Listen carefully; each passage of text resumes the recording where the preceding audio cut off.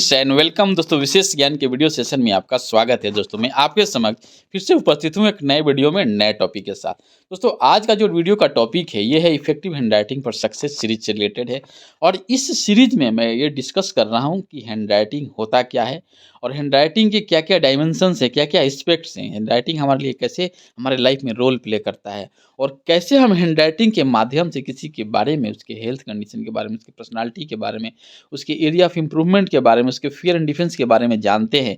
इन्हीं टॉपिक से रिलेटेड है और हम कैसे इन छोटे-छोटे चीज़ों को अपने लाइफ में इनकलकेट कर सकते हैं, खास करके हैंडराइटिंग के माध्यम से। दूसरा मैं ये भी डिस्कस कर रहा हूँ कि जो ग्राफोथेरेपी होता है, ग्राफोलॉजी हो गया एक हैंडराइटिंग एनालिसिस, ग्राफोथेरेपी का मतलब है कि कैसे आप अपने हैंडराइटिंग को चेंज करके, प्रैक्टिस करके एक रेगुलर तरीके से और अच्छे पर्सनैलिटी को अपने अंदर समावेश कर पाते हैं।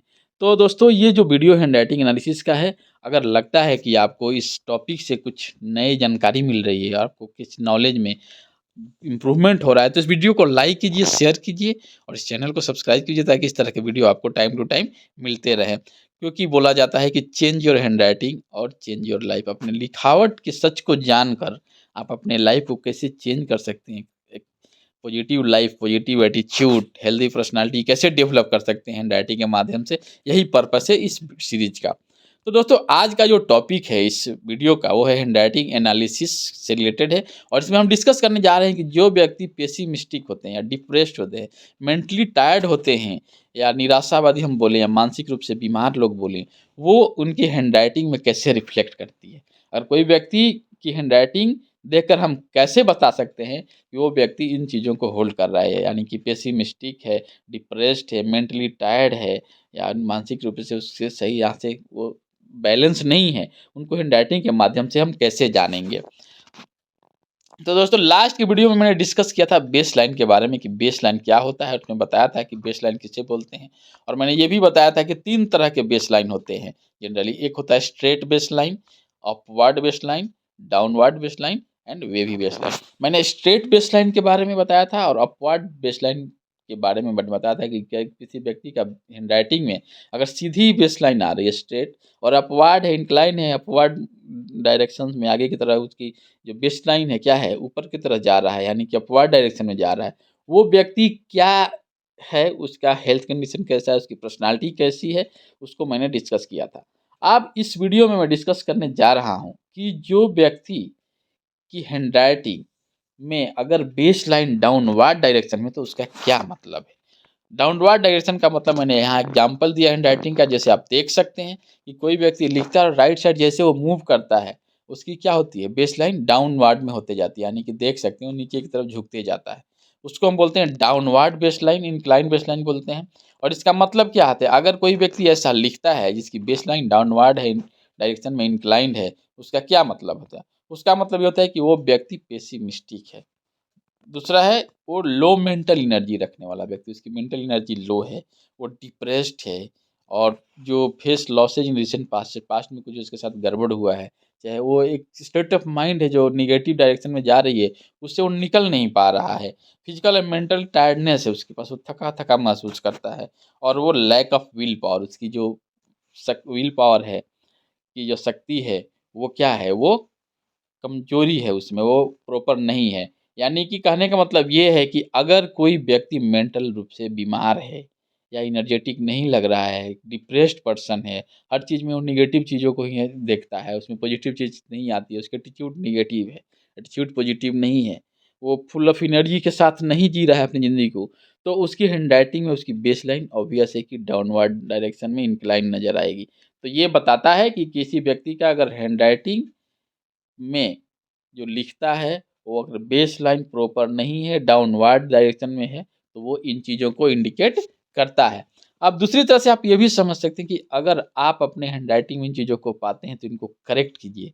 और करेक्ट करने के लिए आप रेगुलर ग्राफोथेरेपी कीजिए, यानी कि रेगुलर प्रैक्टिस कीजिए, कुछ पैटर्न्स हैं या लिखने का प्रैक्टिस कीजिए। एक टाइम मॉर्निंग टाइम में अपना एक टाइम डिसाइड कीजिए और रेगुलर बेसिस पे लिखिए, ताकि आप अपने इस जो ट्रेड से आपके हैंडराइटिंग के माध्यम से जो पता चला है उसको आप दूर कर पाए और इसको अपने अच्छे पर्सनालिटी को अपने अंदर ऐड ऑन कर पाएँ। तो यही है, इस पर्पस है इस वीडियो का, ताकि लोगों को हैंडराइटिंग का इम्पोर्टेंस पता नहीं है।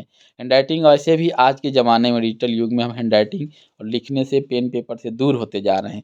तो कैसे उनको अपनाकर हम अपने अच्छी चीज़ों को अपने साथ ऐड कर सकते हैं, अपने पर्सनैलिटी को, अपने हेल्थ को, अपने थिंकिंग पैटर्न को, अपने सोचने का तरीका, काम करने का तरीका कैसे चेंज हो सकता है हैंडराइटिंग के माध्यम से, यही पर्पस है।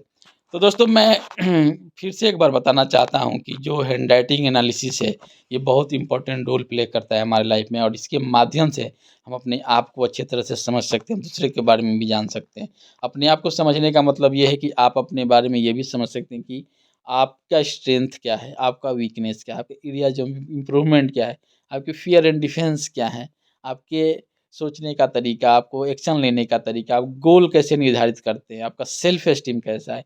इन सारी चीज़ों को आप अपने हैंडराइटिंग में देख सकते हैं, और जैसा आप हैं वैसा ही आप लिखते हैं। दूसरे तरीक़ा से, आप जैसा बनना चाहते हैं वैसा लिख कर बन सकते हैं। Needs lots of practice. अगर आप चाहते हैं आप अपना हैंडराइटिंग एनालिसिस कराना, तो इस ईमेल आईडी पर A4 प्लेन पेपर पे आप अपना नेचुरल हैंडराइटिंग का सैंपल मेल कर सकते हैं। उसके बाद हम आपसे कनेक्ट हो सकते हैं कि कैसे हम आपसे फर्दर डिस्कस करना चाहते हैं, और क्या आप जानना चाहते हैं, और क्या आपकी हैंडराइटिंग बताती है। दोस्तों अगर हम इस वीडियो को समराइज़ करें या कंक्लूड करें, तो मैंने इसमें डिस्कस किया बेसलाइन के बारे में, और बेसलाइन से रिलेटेड ये थर्ड वीडियो है। इसके पहले भी मैंने 2 बेसलाइन पे निर्धारित जो वीडियो था मैंने एक्सप्लेन किया था, और इसमें मैंने एक्सप्लेन किया कि अगर किसी व्यक्ति के बेसलाइन अगर डाउनवर्ड डायरेक्शन में इंक्लाइन हो रही है, इसका मतलब ये है कि वो नेगेटिव ट्रेड से एक रेड फ्लैग्स है उसके लिए, उसको सचेत होना चाहिए, ताकि वो आदमी को लो एनर्जी महसूस कराता है, पेसिमिस्टिक बन जाता है, हमेशा उदास रहता है, उसको सोचने का तरीका, उसके सब एक नेगेटिव एटीट्यूड डेवलप होते जाता है। तो उसको दूर कर सकते हैं अपने हैंडराइटिंग में बेसलाइन को इम्प्रूव करके, ताकि ऐसे इम्प्रूव करना है कि सबकॉन्शियसली हम लिखें तो हमारा जो बेसलाइन है एक प्रॉपर डायरेक्शन में, वो नीचे की तरह नहीं जाए। दोस्तों मैं आशा करता हूँ कि ये ग्राफोथेरेपी, हैंडराइटिंग एनालिसिस, ग्राफोलॉजी से रिलेटेड जो वीडियो हैं, आपको लग रहा है कि इस टॉपिक से कुछ नॉलेज या ज्ञान की बात करें आपको अर्जित हो रहा है, तो इस वीडियो को लाइक कीजिए, शेयर कीजिए, और आपके भी कुछ पॉइंट्स है इस टॉपिक से, तो आप कमेंट के माध्यम से सूचित करती है। आप ये अपनी ईमेल भी कर सकते हैं, ताकि हम फर्दर उस टॉपिक को और उस पॉइंट को ध्यान रखें, और उससे रिलेटेड वीडियो को अपडेट करें। तो दोस्तों मिलते हैं आपसे फिर नए वीडियो में नए टॉपिक के साथ। तब तक खुश रहिए, मुस्कुराते रहिए, और अपने गोल के प्रति अग्रसर होकर काम कीजिए, ताकि अपने गोल को अचीव कर पाए। थैंक यू दोस्तों, मैं आशा करता हूँ कि आने वाला जो समय होगा आपके लिए बहुत ही इम्पोर्टेंट होगा और लाभदायक।